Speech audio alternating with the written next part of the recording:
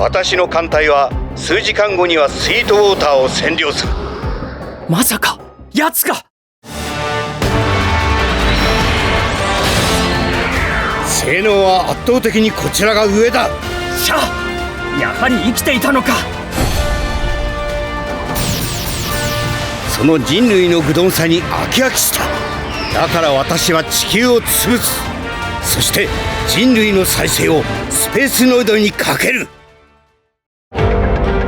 この私の通告を連邦政府に伝える必要はない。スイートウォーター制圧後、直ちに正式な勧告を連邦政府にする。友でもあった君には直接伝えなければならないと感じた。私の友情だ。押し付けがましい。地球を潰すつもりなら俺はそれを阻止する。